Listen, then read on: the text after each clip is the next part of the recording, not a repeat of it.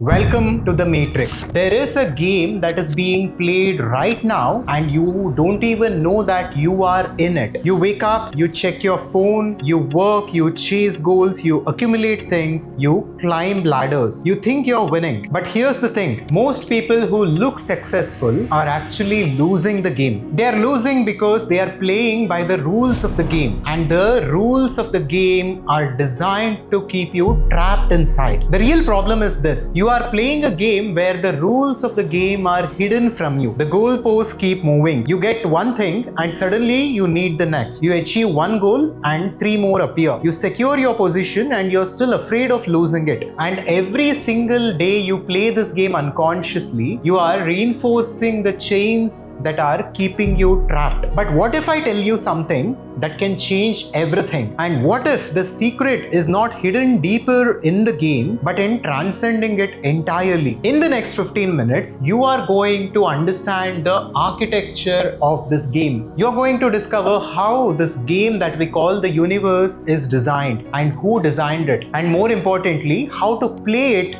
without being controlled by it. This is not theory. This is the practical mechanics of reality that comes from 1,000-year-old wisdom that will transform how you live forever. With that, let's quickly come to this diagram which gives you the entire picture of how this game is designed and how you should actually approach it. Now, the name given to this game, this matrix, this universe in the ancient Vedanta is Maya. So, we might use certain terms interchangeably throughout this video, and that's fine. We can call this the game, the matrix, Maya, the universe, and so on. But we are ultimately referring to this reality, this dualistic world in which we are experiencing things and in which we are living currently. Let's first break down the architecture of this game and different components within it. First of all, there is the game itself, which is this simulation, which is this Maya, which is this universe.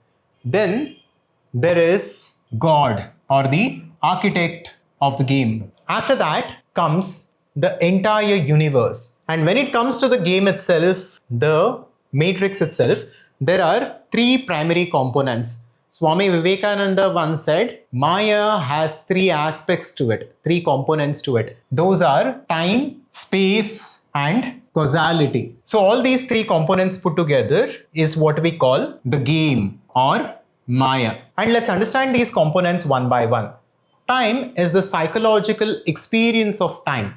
Right here, right now, you feel that time is passing and you are experiencing this reality in something called time. Deep down, for every experience, there is a psychological association of time. That is what we mean by time here. And then comes space.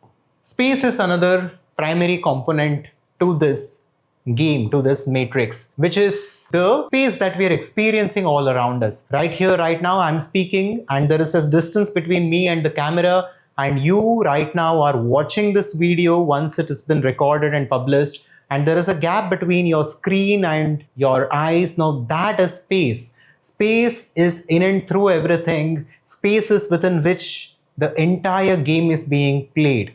It is sort of a canvas for this game to happen. This is another primary component which we all see and experience. Then comes causality. Causality is the experience of cause and effect. Wherever there is a tree, there should be a seed. Wherever there is a seed, there should have been a tree, and so on. For every cause, there is an effect. For every effect, there is a cause within this manifested universe within Maya. Now, these three components put together are the primary parameters within which the game unfolds, within which the experience happens. Now, these are the foundational pillars for the architecture of this game that we call life. And once time comes into picture, there is creation, there is sustenance, and there is dissolution. And in ancient Sanatana Dharma, these three dimensions were represented by Brahma, Vishnu, and Shiva, the creator, the sustainer, and ultimately the destroyer. Because time is always cyclical in nature. Day comes after night, night comes after day, seasons come after each other. And in this way, whenever we speak about time, there is repetition and there are cycles. So the ultimate cycle is creation, sustenance, and dissolution, where the entire universe is said to go through the creation phase, the sustenance phase, and the dissolution phase. And right now, here and now, we are in the sustenance phase. That is why we are able to have this experience in this manifested universe. And now let's talk about you. Who are you in this game? You are the individual identity, the individual ego. And at ACS, we use the small letter I to represent this individual identity and ego. Now, this is the game character. This individual identity, this ego, is currently playing the game and it is having different individual experiences. It is interacting with other objects within the game. This identity has a house, it has a job, it has a relationship. It also has a connection, a relationship with another person within the game, with their own personal reality, and so on. This character is doing a lot of things within this Maya, within this dimension, to live its life and to evolve and level up. And not just this, each and every individual within the game, each character of the game have their own individual personal reality. We all have our personal experiences when it comes to our health, wealth, relationships, our inner peace, our spiritual evolution, whatever it is. Each and every one of us have our own personal reality, as though we are in our own personal universe. Our individual experience is very unique to us, right? Two people can sit in the park and they can view the sunrise, and both of them can have completely different experiences. If someone is going through depression, stress, anxiety, that sunrise is meaningless. In fact, it might be very irritating for them. At the same time, for another person, it can be the most beautiful thing that that person has experienced in life. So this circle around a person within the game represents their personal reality, how they are experiencing their life within the bigger circle of the universe, which is a shared reality and a shared experience. So that is the bigger circle, which is the shared reality, whereas the smaller circle represents the personal reality. Now, this is the structure of the game. There is God, which is the architect of the game, which is the fundamental reality, which can be looked at as the source code of the game. If we look at a computer simulation, there will be a source code which sort of is the fundamental code behind the game. If you have watched the movie The Matrix, the very design of the matrix, the very code of the matrix is sort of the primordial fundamental reality for that simulation. Similarly, there is a reality right here, right now, which is fundamental, which exists in me, which exists in you, which exists in and through everything. The Chandogya Upanishad says Sarvam Kalvidam Brahma, which means every aspect of this universe and every aspect of this game is being pervaded by one fundamental reality. That is God, that is consciousness, that is the architect in a way. Although it will be ultimately wrong to label it as an architect, because Vedanta goes on to say this fundamental reality technically doesn't create anything. It simply is the foundation for everything. And just because it is the foundation and it is the essence of reality, we are calling it that just for the sake of understanding with respect to today's theme. And so there is God, or the architect of the game. There is the game character, which is you and me, who are within the simulation, who are within this game, who are playing this game, and who are stuck, who don't know what to do. We are suffering. That is the problem. The entire point of this video is not to go through a very elaborate lesson on metaphysics, but it is to diagnose the root problem and to find a solution to it. The root problem is this. Now, each character within the game is sort of stuck, says Vedanta. They are unconscious. They don't know how the entire game is structured, what are the rules of the game, and they don't even know who they are in their essence. That is the problem. And what Vedanta proposes is something truly radical. And if you can truly begin to understand this, your life will never be the same from today. Vedanta goes on to say this individual ego, this individual identity, that is the small I, ultimately is nothing but the big I, that is consciousness, that is the architect itself. So you are ultimately not the character of the game, but you are the architect itself who is temporarily experiencing this reality within this simulation. That's why they say you are not the body which has a spirit, but you are the spirit which is experiencing the body temporarily. It's very, very important to understand. And Ashtavakra says in Ashtavakra Gita, I don't exist in the universe, but the entire universe exists within me. This is very radical, but this is ultimately the truth that we can experience in reality. This is not theory, but this was a living reality for thousands of rishis in ancient India. That the entire universe was a happening. It's like the entire universe and this time, space, and causality is sort of a dream for this God, for this architect. And ultimately, the character was never the character. The character was not bound by time, the character was not bound by space, the character was not bound by causality. All the fears that the character was experiencing was simply because of an illusion, and it was because of the misunderstanding of who they were. Now think about this in your own life experience. Every form of suffering that you experience currently comes from your identification with the body, mind, and your swabhava, your individual existence. All the fears that we go through is somehow tied to the fear of death.